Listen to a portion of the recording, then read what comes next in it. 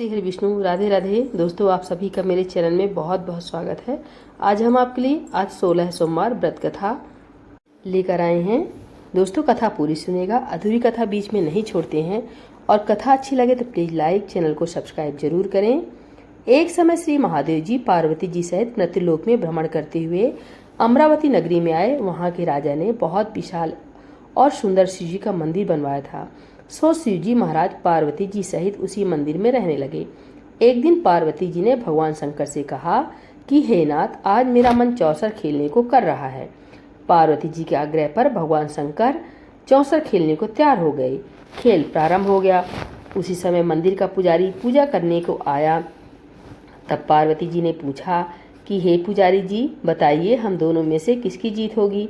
पुजारी बोला कि जीत शंकर भगवान की होगी, परंतु हुआ उल्टा, जीत पार्वती जी की हुई। तब पार्वती जी ने मिथ्या भाषण के अपराध में पुजारी जी को कोढ़ी होने का श्राप दे दिया।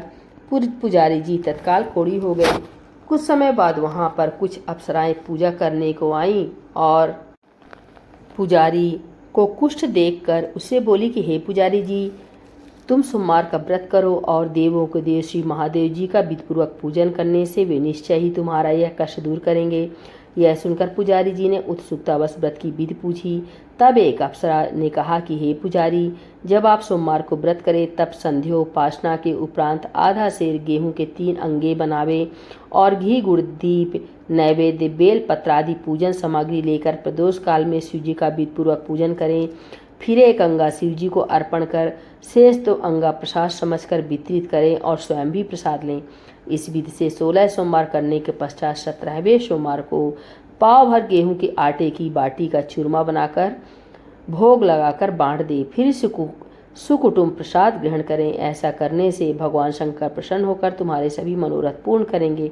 यह सब विधान बताकर अप्सराएं स्वर्ग को चली गई। पुजारी जी यथाविधि 16 सोमवार का व्रत कर रोग मुक्त हो गया और नियमित पूजा करने लगा। कुछ समय बाद श्री शंकर फिर आए। पुजारी को देखकर पार्वती जी ने रोग मुक्त होने का कारण पूछा। तब पुजारी जी ने सब कुछ बता दिया, जिसको सुनकर पार्वती जी ने भी यह व्रत किया। फलस्वरूप अप्रसन्न कार्तिकेय जी माता की आज्ञाकारी हुए।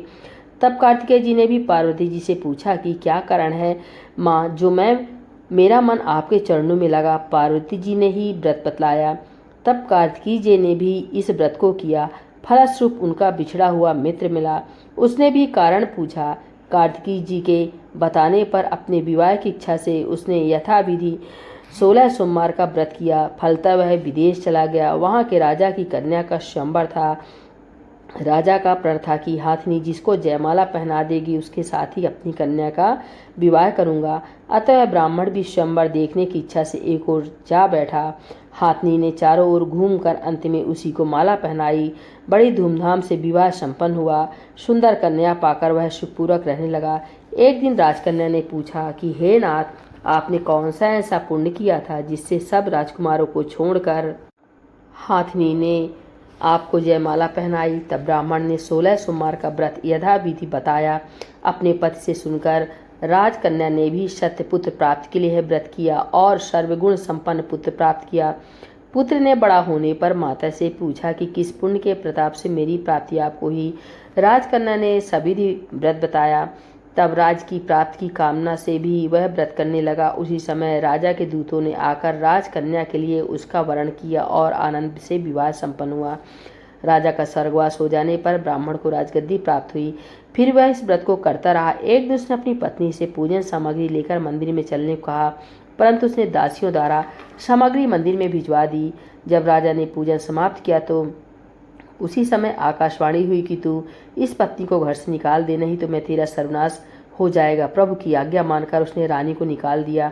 तब रानी अपने भाग्य को कोसती हुई एक नगर में बुढ़िया के पास गई। बुढ़िया ने दीन दशा देखकर उसके सिर पर सूत की पोटली रख बाजार बेचने को भेजी। भाग्यवश मार्ग में बहुत जोर की आंधी आने से पोटली उड़ गई। बुढ़िया ने फटकार कर उसे भगा दिया। वहां से चलकर तेली के यहाँ पहुंची तो सब मात छटक गए। उसने भी निकाल दी। वह बेचारी प्यास से बेचैन होकर पानी पीने के लिए नदी पर पहुंची तो नदी सूख गई। सरोवर पर पहुंची तो हाथ स्पर्श करते ही जल में कीड़े पड़ गए। उसी जल को पीकर आराम करने के लिए जिस वृक्ष के नीचे जाती वही सूख जाता। वन और सरोवर की दशा देख ग्वाले उसे गुसाई के पास ले गए। उसे देखकर गुसाई जी समझ गए कि अबला आपत्ति की मारी हुई है।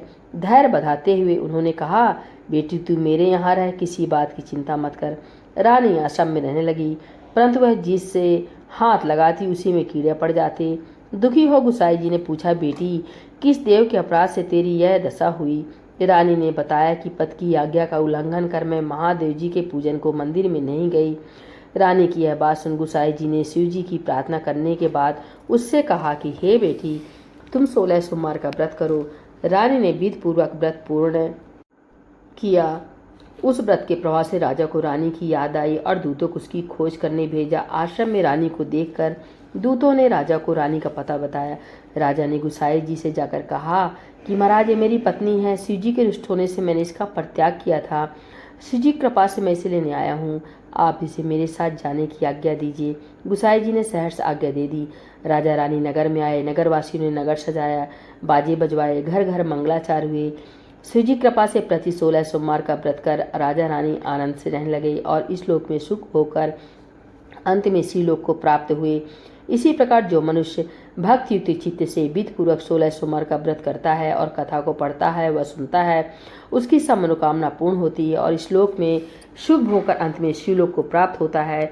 सूत जी कहते हैं कि कलिकाल में यह व्रत सर्व कामनाओं को देने वाला है, इसमें तनिक भी संदेह नहीं है। इति 16 सोमवार व्रत कथा समाप्त।